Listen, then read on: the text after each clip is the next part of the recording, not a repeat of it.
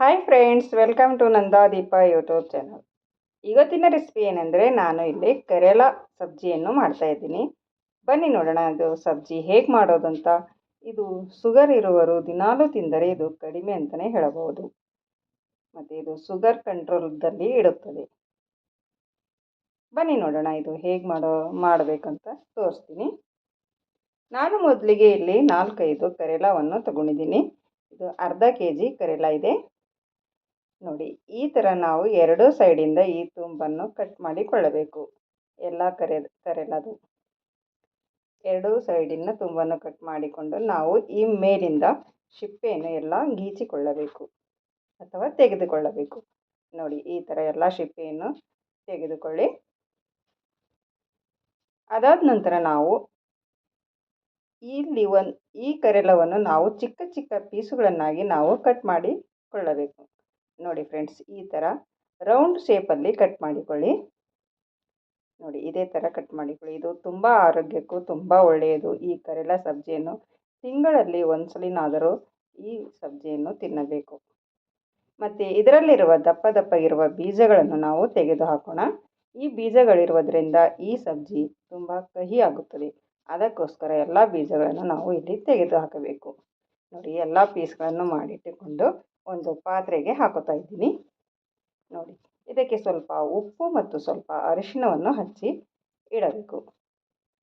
ಚೆನ್ನಾಗಿ ಮಿಕ್ಸ್ ಮಾಡಿಕೊಳ್ಳಿ. ಅರಿಶಿಣ ಉಪ್ಪು ಹಚ್ಚಿದ ಮೇಲೆ ಈ ಥರನಾದರೂ ಮಾಡಿಕೊಳ್ಳಿ ಅಥವಾ ಕೈಯಿಂದಾದರೂ ಚೆನ್ನಾಗಿ ಮಿಕ್ಸ್ ಮಾಡಿಕೊಳ್ಳಿ. ಎಲ್ಲ ಪೀಸ್ಗಳಿಗೆ ಅರಿಶಿಣ ಉಪ್ಪು ಹತ್ತುವಂತೆ ಚೆನ್ನಾಗಿ ಮಿಕ್ಸ್ ಮಾಡಿಕೊಳ್ಳಬೇಕು. ಅದಾದ ನಂತರ ನಾವು ಇದು 10ರಿಂದ 15 ನಿಮಿಷ ಚೆನ್ನಾಗಿ ನೆನೆಯಲು ಬಿಡೋಣ. ನೋಡಿ ಫ್ರೆಂಡ್ಸ್, 10-15 ನಿಮಿಷ ಆದಮೇಲೆ ನಾವು ತೆಗೆದು ನೋಡಬೇಕು. ಇದು ಫುಲ್ ನೆಂದೋಗ್ಬಿಟ್ಟಿದೆ. ನೋಡಿ, ನೀರು ಬಿಡುತ್ತದೆ. ಉಪ್ಪು ಹಚ್ಚಿರೋದರಿಂದ ಇದು ನೀರನ್ನು ಬಿಡುತ್ತದೆ. ಇದರಲ್ಲಿರುವ ಕಹಿ ಅಂಶವನ್ನು ಹೊರಟು ಹೋಗುತ್ತದೆ. ಇದು ನಾವು ಈ ಥರ ಎರಡೂ ಕೈಯಿಂದ ಚೆನ್ನಾಗಿ ಪ್ರೆಶ್ ಮಾಡಿಕೊಂಡು ಇದರಲ್ಲಿರುವ ನೀರನ್ನು ನಾವು ತೆಗೆದುಹಾಕಬೇಕು. ನೋಡಿ ಫ್ರೆಂಡ್ಸ್, ಎಲ್ಲ ಪೀಸ್ಗಳನ್ನು ಇದೇ ಥರ ಚೆನ್ನಾಗಿ ಪ್ರೆಶ್ ಮಾಡಿ, ಎರಡು ಕೈಯಿಂದ ಪ್ರೆಶ್ ಮಾಡಿ ನೀರನ್ನು ತೆಗೆದು ಹಾಕಿ. ನೋಡಿ ಎಷ್ಟೊಂದು ನೀರು ಬಂದಿದೆ ಅಂತ. ಮತ್ತು ಎಷ್ಟೋ ಮೇಲೆ ಒಂದು ಬಾಳಿಗೆಯನ್ನಿಟ್ಟುಕೊಂಡು ಅದಕ್ಕೆ ಸ್ವಲ್ಪ ಒಣ ಕೊಬ್ಬರಿ ಮತ್ತು ಶೇಂಗಾವನ್ನು ಚೆನ್ನಾಗಿ ನಾವು ಇಲ್ಲಿ ಹುರಿದುಕೊಳ್ಳಬೇಕಾಗುತ್ತದೆ. ನೋಡಿ, ಇದು ಇವಾಗ ಹುರಿದಿದೆ. ಇದು ನಾವು ಒಂದು ಮಿಕ್ಸಿ ಜಾರಿಗೆ ತೆಗೆದುಕೊಳ್ತಾ ಇದ್ದೀನಿ. ಇದನ್ನು ನಾವು ಮಿಕ್ಸಿ ಮಾಡಿಕೊಂಡು ಇಟ್ಟುಕೊಳ್ಳಬೇಕಾಗುತ್ತದೆ. ನೋಡಿ ಫ್ರೆಂಡ್ಸ್, ಅದೇ ಬಾಳಿಗೆಗೆ ಮತ್ತು ನಾನು ಇಲ್ಲಿ 2 ಚಮಚ ಎಣ್ಣೆಯನ್ನು ಹಾಕೋತಾ ಇದ್ದೀನಿ. ಆ ಎಣ್ಣೆ ಕಾಯ್ದ ನಂತರ ನಾವು ಇಲ್ಲಿ ಹಿಂಡಿ ಇಟ್ಟಿಕೊಂಡಿರುವ ಕರೇಲಾ ಪೀಸ್ಗಳನ್ನು ನಾವು ಇದಕ್ಕೆ ಹಾಕಿಕೊಳ್ಳೋಣ. ಅವು ನಾವು ಇಲ್ಲಿ ಎಣ್ಣೆಯಲ್ಲಿ ಚೆನ್ನಾಗಿ ಫ್ರೈ ಮಾಡಿಕೊಳ್ಳಬೇಕು. ಇದರಲ್ಲಿರುವ ಈ ಥರ ಫ್ರೈ ಮಾಡಿಕೊಂಡರೆ ಇದರಲ್ಲಿರುವ ಕಹಿ ಅಂಶ ಹೊರಟು ಹೋಗುತ್ತದೆ. ಮತ್ತು ಅದೇ ಬಾಳಿಗೆಗೆ ಎಣ್ಣೆಯನ್ನು ಹಾಕ್ತಾ ಇದ್ದೀನಿ. 1 ಚಮಚ ಎಣ್ಣೆಯನ್ನು ಹಾಕಿದ್ದೀನಿ. ಅದನ್ನು ಚೆನ್ನಾಗಿ ಕಾಯ್ದ ಮೇಲೆ ನಾನು ಇದಕ್ಕೆ ಸ್ವಲ್ಪ ಸಾಸಿವೆಯನ್ನು ಹಾಕ್ಕೊಂಡಿದ್ದೀನಿ ಮತ್ತು ಸ್ವಲ್ಪ ಜೀರಿಗೆಯನ್ನು ಹಾಕೋತಾ ಇದ್ದೀನಿ. ಇವೆರಡು ಚಟಪಟ ಆದ ಮೇಲೆ ನಾನು ಇಲ್ಲಿ 1 ಈರುಳ್ಳಿಯನ್ನು ಕಟ್ ಮಾಡಿ ಇಟ್ಟುಕೊಂಡಿದ್ದೀನಿ. ಆ ಈರುಳ್ಳಿಯನ್ನು ಇದಕ್ಕೆ ಆ್ಯಡ್ ಮಾಡ್ತಾ ಇದ್ದೀನಿ. ನೋಡಿ ಫ್ರೆಂಡ್ಸ್, ಈ ಥರ ಉಳ್ಳಾಗಡ್ಡಿ ಸ್ವಲ್ಪ ಕಲರ್ ಚೇಂಜ್ ಆದಮೇಲೆ ನಾವು ಇದಕ್ಕೆ ಬೆಳ್ಳುಳ್ಳಿ ಪೇಸ್ಟನ್ನು ಹಾಕ್ತಾ ಇದ್ದೀನಿ. ನೋಡಿ, ಮತ್ತು ಸ್ವಲ್ಪ ಕರಿಬೇವಿನ ಸೊಪ್ಪನ್ನು ಇದಕ್ಕೆ ಹಾಕಿಕೊಳ್ಳಬೇಕು.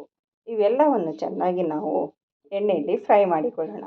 ಸ್ವಲ್ಪ ಕಲರ್ ಚೇಂಜ್ ಆದಮೇಲೆ ನಾನು ಇಲ್ಲಿ ಒಂದು ಟೊಮಾಟೊವನ್ನು ಕಟ್ ಮಾಡಿ ಇಟ್ಟುಕೊಂಡಿದ್ದೀನಿ. ದೊಡ್ಡ ಸೈಜಲ್ಲಿರುವ ಟೊಮಾಟೊವನ್ನು ಕಟ್ ಮಾಡಿದ್ದೀನಿ. ಚಿಕ್ಕ ಸೈಜಲ್ಲಿದ್ದರೆ 2 ಟೊಮಾಟೊವನ್ನು ಕಟ್ ಮಾಡಿಕೊಳ್ಳಿ. ಆ ಟೊಮಾಟೊವನ್ನು ಇದಕ್ಕೆ ಹಾಕ್ಕೊಳ್ಳಬೇಕು. ನೋಡಿ, ಇದು ಚೆನ್ನಾಗಿ ಸ್ವಲ್ಪ ಕುದಿಬೇಕು ಈ ಟೊಮಾಟೊವನ್ನು. ಅದಕ್ಕೋಸ್ಕರ ಸ್ವಲ್ಪ ಢಕ್ಕನವನ್ನು ಮುಚ್ಚಿಟ್ಟು ಲೋ ಫ್ಲೇಮಲ್ಲಿ ಕುದಿಯಲು ಬಿಡೋಣ. 2 ನಿಮಿಷ ಆದಮೇಲೆ ತೆಗೆದು ನೋಡಿ, ಇದು ಚೆನ್ನಾಗಿ ಬೆಂದಿದೆ. ನೋಡಿ, ಟೊಮಾಟೊ ಎಲ್ಲ ಸಾಫ್ಟಾಗಿ ಬಂದಿದೆ. ಅದಕ್ಕೆ ನಾನು ಸ್ವಲ್ಪ ಅರಿಶಿಣ ಮತ್ತು ಸ್ವಲ್ಪ ಉಪ್ಪನ್ನು ಸೇರಿಸ್ತಾ ಇದ್ದೀನಿ. ಯಾಕೆಂದರೆ ನಾವು ಇಲ್ಲಿ ಈ ಕರೇಲಾ ಪೀಸ್ಗಳಿಗೆ ಅರಿಶಿಣ ಮತ್ತು ಉಪ್ಪನ್ನು ಹಚ್ಚಿರೋದರಿಂದ ಅದಕ್ಕೋಸ್ಕರ ನಾನು ಇಲ್ಲಿ ಸ್ವಲ್ಪ ಹಾಕೋತಾ ಇದ್ದೀನಿ. ಮತ್ತು ರೆಡ್ ಚಿಲ್ಲಿ ಪೌಡರ್ ಕೂಡ ಹಾಕಿದ್ದೀನಿ. ಇವೆಲ್ಲವನ್ನು ಚೆನ್ನಾಗಿ ಮಿಕ್ಸ್ ಮಾಡಿಕೊಂಡು ಅದಕ್ಕೆ ನಾನು ಸ್ವಲ್ಪ ಕಸ್ತೂರಿ ಮೆಂತಿಯನ್ನು ಹಾಕ್ತಾಯಿದ್ದೀನಿ. ಈ ಕಸ್ತೂರಿ ಮೆಂತಿ ಹಾಕುವುದರಿಂದ ಈ ಸಬ್ಜಿ ತುಂಬ ಟೇಸ್ಟ್ ಬರುತ್ತದೆ. ಮತ್ತು ಸ್ವಲ್ಪ ಬೆಲ್ಲವನ್ನು ಕೂಡ ಹಾಕಿದ್ದೀನಿ. ಬೆಲ್ಲ ಯಾಕೆಂದರೆ ಇದರಲ್ಲಿರುವ ಕಹಿ ಅಂಶವನ್ನು ಹೊರಟು ಹೋಗುತ್ತದೆ. ಅದಕ್ಕೋಸ್ಕರ ನಾವಿಲ್ಲಿ ಸ್ವಲ್ಪ ಬೆಲ್ಲನಾದರೂ ಹಾಕಿಕೊಳ್ಳಿ, ಸ್ವಲ್ಪ ಸಕ್ಕರೆನಾದರೂ ಹಾಕಿಕೊಳ್ಳಿ. ಮತ್ತು ಒಣ ಕೊಬ್ಬರಿ ಮತ್ತು ಶೇಂಗಾ ಪೌಡರ್ ಮಾಡಿ ಇಟ್ಟುಕೊಂಡಿದ್ದೇವಲ್ಲ, ಅದನ್ನು ಕೂಡ ಇದಕ್ಕೆ ಹಾಕಿದ್ದೀನಿ.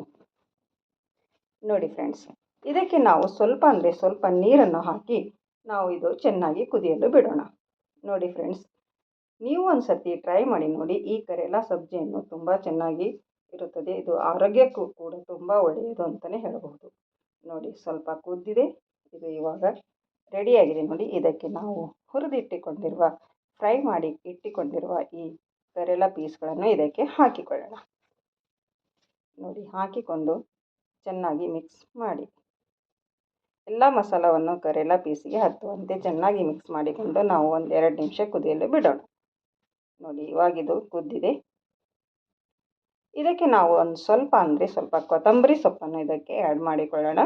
ಮತ್ತು ಒಂದು ಸ್ವಲ್ಪ ಗರಂ ಮಸಾಲ ಒಂದು ಸ್ವಲ್ಪ ಹಾಕಿಕೊಳ್ಳಿ.